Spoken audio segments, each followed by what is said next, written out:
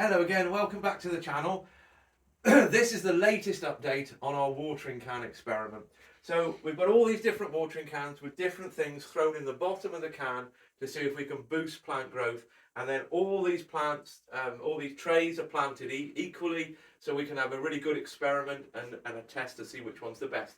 Now we've rearranged these so they lead from worst to best. Normally they were in a different order before, and we swap and change them every day. We're rotating them around to try and get equal sunlight to each of them. So we're trying to get it as scientific as possible, but I realise it's not the most scientific. Now, there's 12 of them, and in 12th place, the one that's really not doing very well is the tap water. So I think what we're demonstrating here is that tap water isn't very good for your plants. You're better off not going for the hose pipe, but the one next to it is the rainwater. Now, if you've been following, you'll remember that the rainwater germinated first and it was looking absolutely great. It was head and shoulders above everybody else. But I gotta say, I think that was because I messed up with the watering in the original. I think I overwatered the rest, and because I had a nice big fat sprinkler on the watering can for this one when I put it across, I think that got the right amount of water. I overwatered the rest and it affected the germination. But that really has become irrelevant because all the rest have overtaken it. So you can see that tap water and rainwater aren't the best thing for your plants. All the rest are in spring water, but spring water with something added. So the Megaculture mix is an even mix of all the ones above it, and it's not doing very well. Now, I don't really understand that. I don't really understand why, if you mix all the things going on in the top 4 trays and you put it in there, that it's not going to do better. So the Megaculture mix is clearly overloading. There's too much going on, and it's not helping a great deal, although it's better than the rainwater. Next up is the electrified. So I've read a lot about experiments with electrified water online, and I've put an antenna in the watering can, but it's not really helping very much. It's not making a great deal of difference. Possibly I've got to up the voltage or something. So we'll look into electrified water at a later date. I know electrified water works because there's people like Christophe Fleur have done so many experiments with it. But in this instance, it's not doing very well. Also online, I've been talking to a number of people who have advice and ideas, and a lot of them said that the best thing you can do is put sea minerals out. Sea minerals are basically just a bucket of sea salt dried in the sun, and you get the residue from the bottom. And as you can see, it's not looking that good. It's right down, it's in 8th place out of 12. It's in the middle row.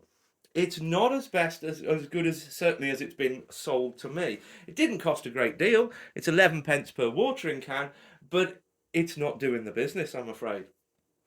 This is just pure spring water with nothing added to it. So you've got to say that the other 3 that are below that have been a negative. So that's what happens if you just use spring water. You can see how far up it is against the rainwater and the tap water. It's doing so much better. But that's just spring water on its own. So you've got to say that the ones below it, the sea minerals, electrified, and the Megaculture, are actually making it worse. So that's almost sort of become the control for a lot of the trays now. Next one along, so we're now up to 6th place, is the magnetic. So I'll just show you that so you can see. So I've got some magnets out of some old speakers, I've put them over the spout and I pull the water slowly. That makes the water magnetised, and you can see that that's slightly better than just using normal spring water, but it's not enough of a result that I would say that's what you should race out and do. Next one, we've got moss agate. So I've got a handful of little chips of moss agate. I threw them in the bottom of the watering can. You can almost sort of hear it rattling around in there.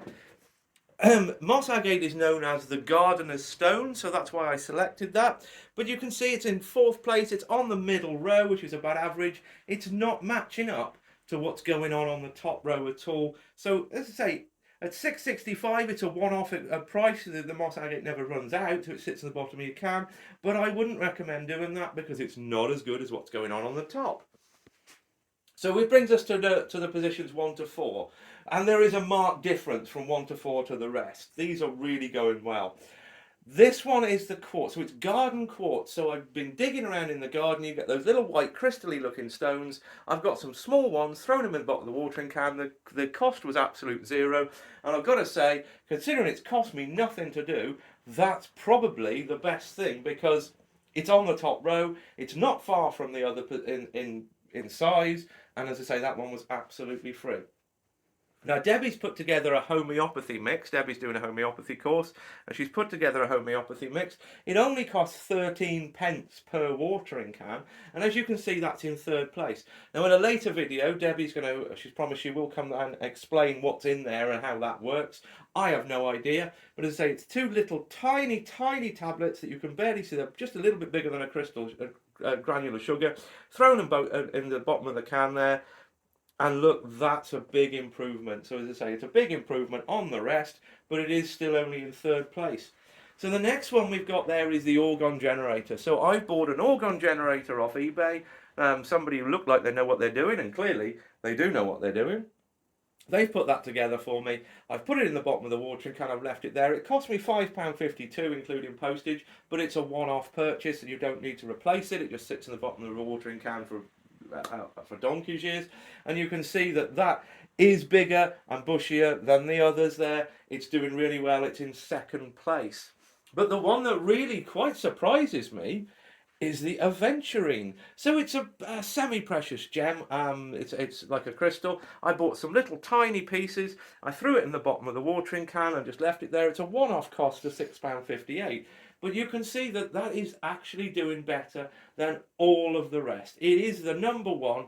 So at the moment, the thing that I would recommend the most is putting aventurine into the bottom of your watering can, and that will give you the best results. But as I say, pound for pound, you've got to say the quartz is good because it's free.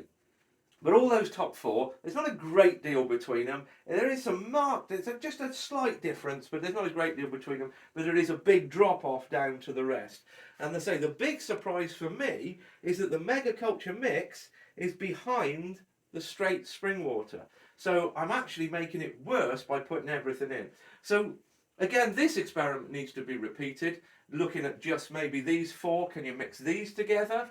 Or will any of the others come along further as we get further through the experiment? So there we go. At the moment, these are the best things that you can do to your watering can. They're not particularly expensive, but we're going to keep the experiment running. We're going to keep rolling with this one and see if it improves and see which one's going to get any better or anything. And we'll keep you updated as we go. Thanks very much. We'll see you again soon.